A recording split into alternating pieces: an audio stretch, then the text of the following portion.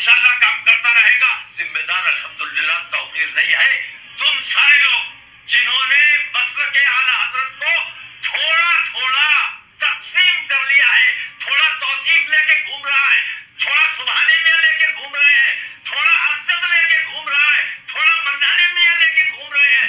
ये जो मसलक के तुमने टुकड़े किए हैं और मसलक को अपने अपने तरीके से चला रहे हो, इसी की वजह से तबाही आ रही है।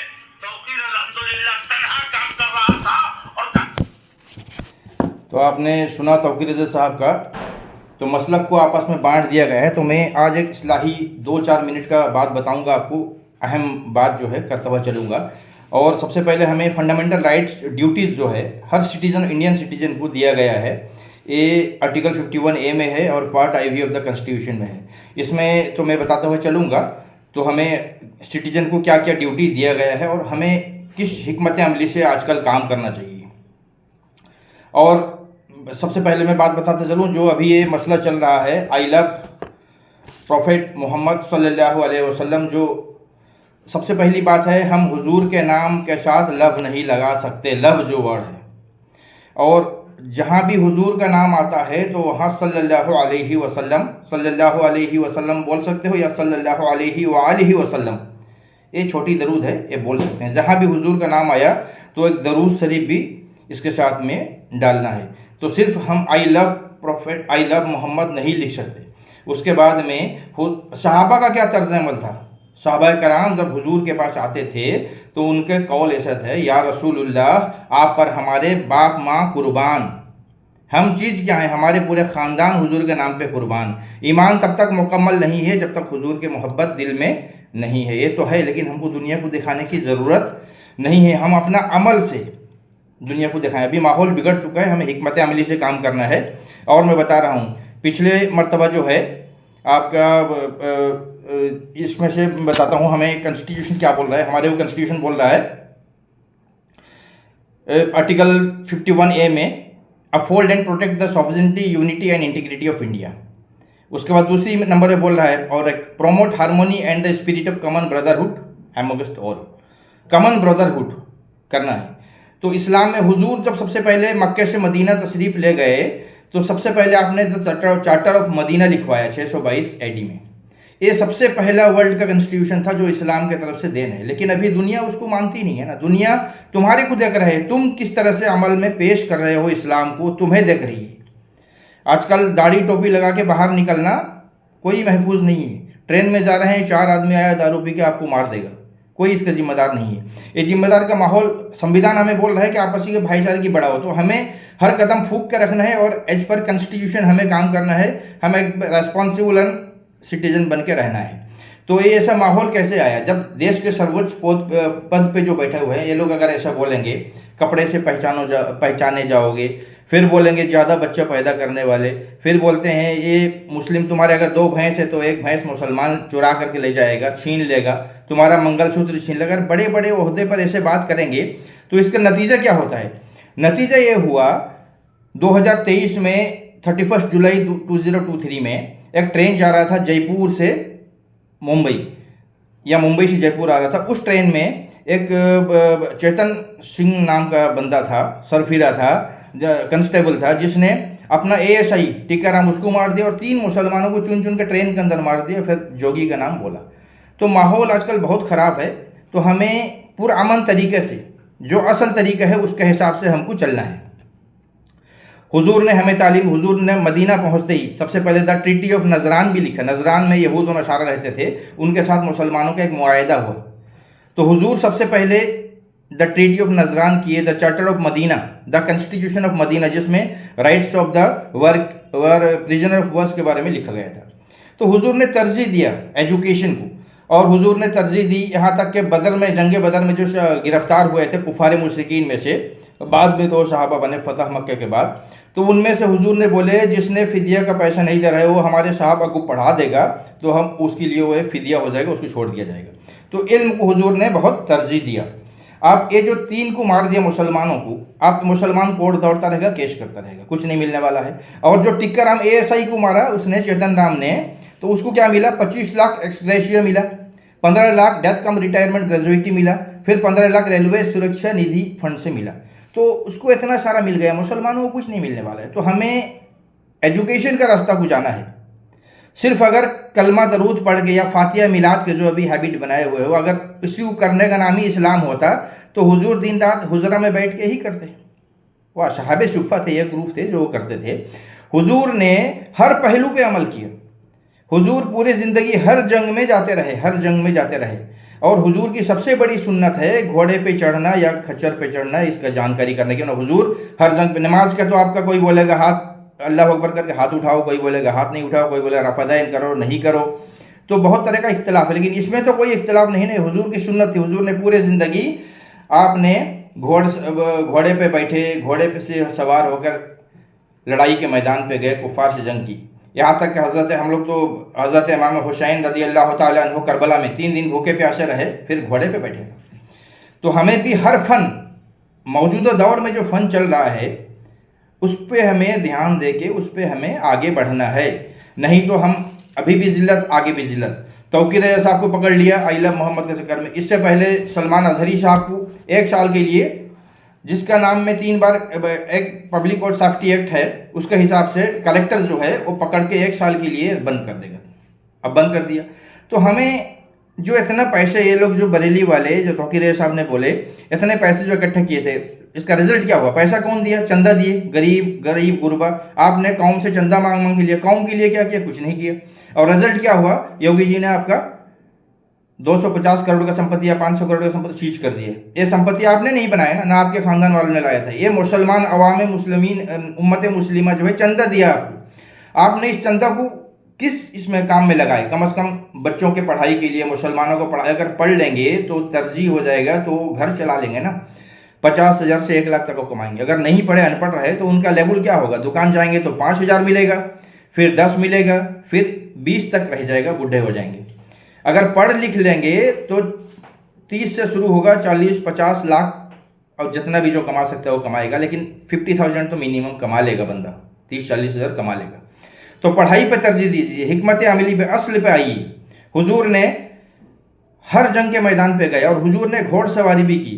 आप जब जलसा जुलूस निकालोगे तो आपका खिलाफ पूरा दुनिया आपको देख रहा है। दाढ़ी टोपी रखे, यही जुर्म है हमारा।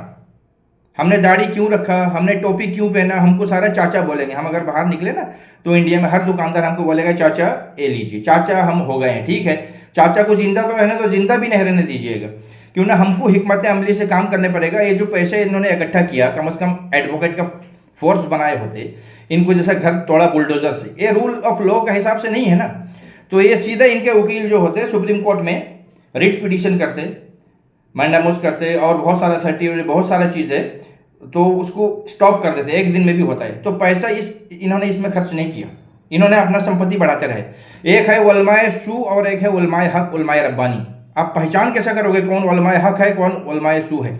अब जिसने इस्लाम के नाम से अल्लाह रसूल के मोहब्बत का दुहाई देते हुए उसने अपना बैंक बैलेंस बढ़ा लिया, बैंक बैलेंस बढ़ाया, बड़े बड़े आलीशान मकान बनाए और फिर गाड़ी 3-4 कर लिया, तो समझ लो उलमाए सू है, उलमाए हक नहीं है। न हुजूर ने नमाज का इमामती का पैसे लिया, न सहाबा ने पैसे लिए इमामती का। मस्जिद में नमाज पढ़ाना, नमाज जो है अफजलुल इबादत है और वो अल्लाह और बंदे के दरमियान है। आप काबिल हो, आपको आगे खड़ा किया गया है। नमाज का पैसा, इमामत का पैसा ना हुजूर ने लिया ना सहाबा ने लिया। जो मशहूर हदीस है 73 फिरके हो जाएंगे, एक फिरका जन्नती वो होगा जिसमें मैं और मेरा सहाबा है, माना अलैहि व असहाबी। तो आपने किस पे अमल किया? ना हुजूर का सुन्नत पे अमल किया, ना सहाबा के सुन्नत पे अमल किया। किसी ने नमाज का पैसा नहीं लिया। आप इल्म दीन सीखिए, इल्म दीन सीखना अल्लाह की रज़ा के लिए, इससे दुनिया कमाना नहीं है। आप फिर बोलोगे, एक बात होता है जो हाफिज़ मौलवी साहब हैं, ये लोग खाएंगे कैसा, घर चलेगा कैसे? अरे मेरे रसूल दो आलम के सरदार, इन्होंने जब बाथरूम जाने तक का दुआ बता दिया, सोने के वक्त में दुआ, सो के उठने के वक्त में दुआ, इन्होंने नहीं बताया क्या करना है। सबसे पहले कुरान बता दिया, रिज़्क़ हलाल कमाने का हुक्म कुरान 3 बार दे रहा है। अब जिसको कुरान दे दे कोई तोड़ नहीं सकता। फिर उसको अमल में किसने अमल किया? पैगंबरों ने अमल में लाया। सारे पैगंबर कमो बेश ज़्यादा जितना पैगंबर हैं बकरी चराए, तिजारत की।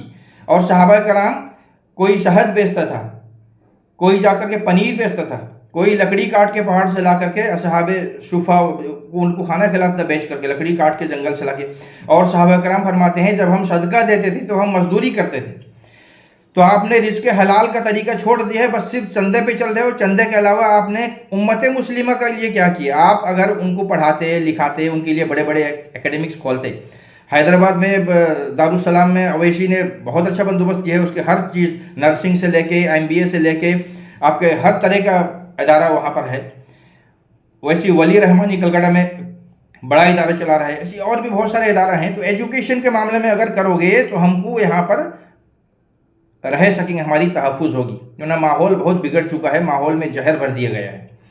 और इससे निकलने के लिए हमें तंजीम बनाना चाहिए, बैतुल माल हिसाब से करिए, हर मोहल्ला में ये उठाया जाए, चंदा उठाया जाए और इमाम साहब को ही लगाइए, चंदा उठाएंगे, इकट्ठा करेंगे, हिसाब रखेंगे, इसी से उनको तनख्वाह दिया जाएगा। नमाज की तनख्वाह नहीं है, नमाज के लिए कोई तनख्वाह नहीं है। और जो हमारे बंदे पकड़े गए 100 बंदे, उनका घर कैसे चलेगा? तौकीर साहब तो करोड़पति है ना, उनका तो हो गया। अब जो मुस्लिम उम्मत मुस्लिमा है, अवामुन नास है, वो तो गरीब है, वो कैसे घर चलाएगा? उसके बच्चे कैसे चलेंगे? आप इल्म को आम कीजिए, हुजूर ने इल्म को आम कराया, और इल्म जब बढ़ जाएगा तो बंदा अपने आप मजबूत हो जाएगा। हमारे अगर एडवोकेट हो जाएंगे, एजुकेशन में बड़े बड़े ओहदा पर लेक्चरर्स प्रोफेसर्स हो जाएंगे, पुलिस के महकमे में हो जाएंगे, IAS में हो जाएंगे। पिछले बार IAS 2024 में 50 पाए थे, इस बार 39 या 35 हैं। तो हर साल बनते हैं, तो इस पर हमें मेहनत करना है। हुजूर ने पूरे ज़िंदगी मेहनत की, तो हुजूर का तर्ज अमल था, तो आप भी घोड़ा चलाना सीखो ना। जितने मौलवी मौलाना हैं उनको घोड़े पे चढ़ाया जाए, घोड़ा अगर गिरा दिया, इनके कमर टूट गई, तो ये इस्लाम के लिए की। अगर फिट हैं तो फिट हैं। कहने का मतलब है आप घोड़े में मत बैठो, आप हर मौजूदा दौर में जो चीज़ चल रहा है उसको आप जानकारी, उसका हिसाब, उसमें आप फिट रहना है। उस महकमा में, उस इदारा में, उस जगह पे आप फिट रहना है। सिर्फ आज का दिन में घोड़े का भी नहीं है, आज का दिन मिसाइल बनाने का दिन है, आज का दिन टेक्नोलॉजी का दिन है, साइंस का दिन है। तो आप बच्चे को साइंटिस्ट बनाइए, पढ़ाइए ना। अब वो किसने मना किया? नमाज रोज़ा हज वो तो अपना जगह पे वो तो करना ही करना। इसके अलावा हुजूर ने जो तर्ज अमल किया, हुजूर ने नमाज पढ़ के घर में तो नहीं बैठे ना, हुजूर और भी करते रहे। तो आप अगर अवेयरनेस कैंप करके, बड़े बड़े इदारा करके उसमें अवेयरनेस कैंप कीजिए, स्पोर्ट्स को बढ़ावा दीजिए। स्पोर्ट्स में अगर आपका बच्चा अच्छा खेलेगा तो उसको बहुत सारे मेडल्स मिलेंगे, करोड़ों रुपये मिलेंगे, 1 करोड़ 2 करोड़ 3 करोड़। ओलंपिक्स में, एशियन गेम्स में आप बच्चे को 18 से 20 साल का उम्र का बच्चे को दौड़ाइए, स्प्रिंट कीजिए। अगर उसका रिकॉर्ड हुसैन बोल्ट से ज़्यादा है, उसको कोई रोक नहीं सकता। आप एजुकेशन डेवलपमेंट के लिए अगर चाहिए, स्पोर्ट्स में लीजिए, एजुकेशन में लीजिए, डॉक्टरेट कराइए, बच्चों को PhD तक पढ़ाइए। उसके बाद में अवेयरनेस कैंप जगह जगह पे लगाइए, मेडिकल कैंप लगाइए। सब जब लगाओगे तो गैर कौम भी आके आपके साथ बैठेंगे और बोलेंगे हाँ मुसलमान जो हैं एक क्रिएटिव वे से चल रहे हैं। तो क्रिएटिविटी को बढ़ाओ। नमाज रोज़ा हुब्बे नबी जो है वो हमारे दिल में है।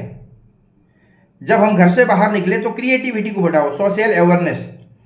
हम मेन स्ट्रीम में मिल के कैसे चलेंगे, एज ए रेस्पॉन्सिबल सिटीजन हम कैसे चलेंगे, क्योंकि हमें जिम्मेदारी दी गई है भाईचारा को बढ़ाओ। हम नमाज रोज़ा तकवा परहेजगारी अपने तक महदूद रखेंगे। जब हम घर से बाहर निकले तो हम सोशलाइज होकर निकलेंगे।